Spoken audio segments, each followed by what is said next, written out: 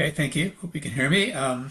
Yeah, I think we're last because we're the closest to going to construction. So I'm gonna quickly, because I have a lot to cover in 10 minutes, touch on the design, our lessons learned, and I know with the knowledge that we actually have more lessons to learn once we actually build the thing. So next slide.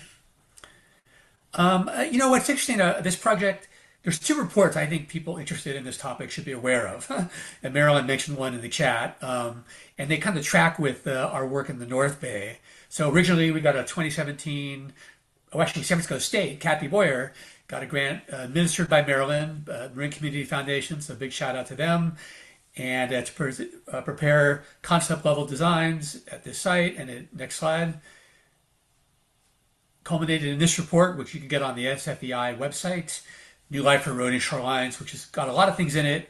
But Peter and I contributed, actually, of course, mainly Peter, sort of that atlas of bay beaches. So it's a very good report to be aware of. And then next slide.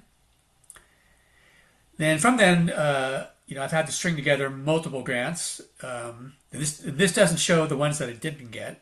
I would sure it was probably like three. But again, I have to owe MCF, Maryland State Coastal Conservancy, the preliminary design. And what we did is we developed preliminary designs at three sites in Marin. So this is a report I think people might find interesting. It's not very well known. But we looked at two different approaches, sort of Peter's more naturalistic, geomorphic approach, and then one by this professor who's built miles of beach at Flathead Lake in Montana. And actually, very similar waves, a very deep glacial lake, 3 to 5 foot waves like we have in San Francisco Bay. And that's might be appropriate for higher energy environments. One of our sites is Paradise Beach. So we don't know, it hasn't been built in the Bay. But we spent a lot of time, it's a big report looking at our designs for three sites. None of them are raw sites, I think. So this is like new areas. And it's worth reading. And then finally, we strung together a couple other grants. So here we are. I'm sorry. Yeah, thank you. Next slide. So Blackie's Pasture Park, where our site is located in Tiburon. I didn't give the larger site area, but what's interesting is there are a number of local beaches there. Way to the bottom left is Aramburu Island that we restored in 2011, 2012. A very oblique wave angle, so very difficult in that sense. There's a great 10-year monitoring report out there if you're interested. The Richardson Bay Audubon Sanctuary beaches are quite lovely, worth visiting. And then we've got to the project site, which is Greenwood Beach and Brunini Beach. Next slide. So in a site plan, sort of annotated a lot of what's out there. Normally, bayhead beaches like this would be actually probably very stable because there's already sort of natural, features to retain the sand. What's maybe different or interesting about this one is there's a flood control channel right in the middle that bisects it. And so it led to the instrument stability. So somewhere around, if you can push one button more, it should bring up a red. There you go. That remnant high marsh used to be bigger and higher. What it was is it retained the sand on Greenwood Beach. Somewhere around 2012-ish, the remnant marsh eroded away, and the sand, sort of like a conveyor belt, like the way you expect it, flowed out into the flood control channel and then out into the delta. So the delta is a sort of a mix of sand and mud. It varies quite a bit by season, so but that's for what happened to Greenwood Beach and Brunini Beach. There's a really nice area right there of existing marsh. And then our project site is a little bit to the east of that, where it says Rubble Lag. Yeah, those two areas are the Brunini Beach restoration. Next slide. This, like a lot of San Francisco Bay, we took out the old T-sheets, and there was historic beach at the site with looks like it says beach face there. SFEI has done a lot of great work on historical ecology. And then behind it looks like salt marsh pans or tidal ponds. Next slide. And this is just a couple quick visuals of the project. Kind of like Dane showed, I think, and even Scott. This sort of scarping, this 1 meter scarping is very common, certainly in Marin, and probably all over the bay. And in this case, it's a little interesting or more complicated because there's an old asphalt layer or old road or when they built it. So that down there is asphalt that's eroding into the bay. And actually, one of the most, in this case, it's a park, but a lot of places along the Marin shoreline, we're losing whatever salt marsh we have due to that scarping. This erosion is really the number one processes that's removing our salt marsh as opposed to overtopping. And then the upper right, sorry, I won't go just quick back. That's Brunini Beach looking west, and that's the existing salt marsh, and then the beach, and then the bottom right is the steeper Brunini Beach east. Next slide. And this is kind of a view of the asphalt that's coming out. It's a lot of pretty deleterious materials, concrete asphalt, basically. One thing we've really noticed, and I think it's common for these kinds of projects, at least so far in my experience, happened at Sears Point too, is how much they change year to year. And we really are seeing, it feels like every time we go back, it's eroded more. I mean, so we're really seeing change in a real-time way. So we have to survey it. In fact, we'll resurvey it right before construction starts in September. So we have the latest and greatest sort of knowledge of what's out there. And it's coarsening as we lose the sand. And in that big January event, we had extreme wave overtopping of the beach onto the park. Next slide. We did a lot of different stuff. I don't have time to get into it all, but this is a list of the various studies and surveys we did. I think the bolder ones were the ones that were the most useful. A lot of the surveying and beach stratigraphy, grain size sampling. We did a particle tracking study, kind of like what Dane talked about maybe doing. Mario Accordino did it as part of his grad work, and now he's at ESA, working with Deddy and Dane and those guys. And he did a great job with the particle studies. We did a wave climate study, John Largier at UC Davis. And we made that data available to ESA for some of their work, so we're all sharing. There's also a concern by two of the agencies that beaches displace habitat. I think that's less of a thing, but in case you need to make the case, we did two studies of in-faunal community and shorebird surveys, looking at impacts to wildlife, to water birds, but also showing the in-faunal community. So we have those reports available if you need to make that case that beaches actually are not really displacing mudflat habitat. And we have a lot of mudflat at Greenwood Beach. So, can you go back just for 1 second? I need one more point. Sorry. And then we did a bunch of reference site work at probably like 7 sites in the North and Central Bay. We spent a good portion of our grant on that, and that report is available online for anybody to use.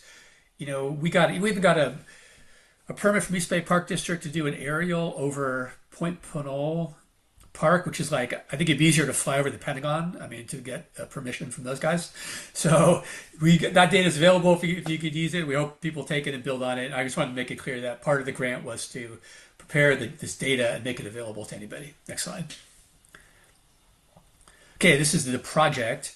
Essentially, going left to right, we're grading back the scarp you saw with some asphalt removal. We are doing a SWADA restoration as well. And then the one design feature, which I'm going to spend the last couple of minutes on, that we're going to go back to, is this: we're trying for a very naturally vegetated sediment retention sill, right? So we're going to talk about more of that in the next few slides. But, being paranoid engineer, we wanted a backstop, so we're also putting in a log backstop in case this thing doesn't survive. But and then over there, that existing marsh, again, shout out to Kathy Boyer. They planted some SWADA back in 2017, 2018, I think. And a lot of it got washed away, but what is there has really grown. And then finishing up at Brunini, we have 2 rock sills on Brunini Beach, and it's designed a little coarser than historic, to match the steeper conditions and wave exposure at Brunini. So one more slide. Should bring up, and this is what the SWADA looks like. It's really grown back quite robustly. Peter can speak to it better, but it's really great at trapping sediment and rack and debris. So it's really, this is from just a few plants. It's really kind of a big ecological feature, a real success. Next slide. We talked a little about sediment sources before, so I'm repeating a little what Peter said, but I think I spend as probably half my time or a quarter of it tracking down sediment, finding it, costing it, getting it to the site. So it's a big deal. So we're a combination. The bay doesn't produce gravel's really over 3/4 inch, maybe half 3/4, and not a ton of it. So we are typically for the bigger stuff going upstream to some of the creeks and such, flood control channel deposits. And used to be you could take them out of the Russian River. I think now that's harder. So when we did Aramburu, we had access to really great, beautiful metamorphic cobbles from Austin Creek watershed. I don't think that was an old quarry that no longer is allowed to mine. So we're always looking for materials. We like rounded material when we want it to move. So, the quarry pit stuff you might get out of Dutra doesn't really work because it tends to be very angular. Next slide. Oh, then, part of our, always we're trying to be as eco as possible. We're trying to mine the delta for the material. And we are maybe a little bit. So we have a couple of primary borrow areas. We have a secondary one, but of course nothing's ever easy. And it's highly, the sand and mud mixture changes.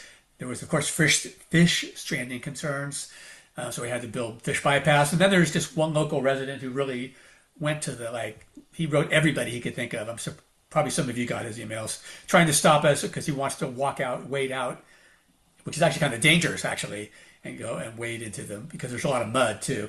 And I put that as a lesson learned just because beaches are much beloved when they're accessible.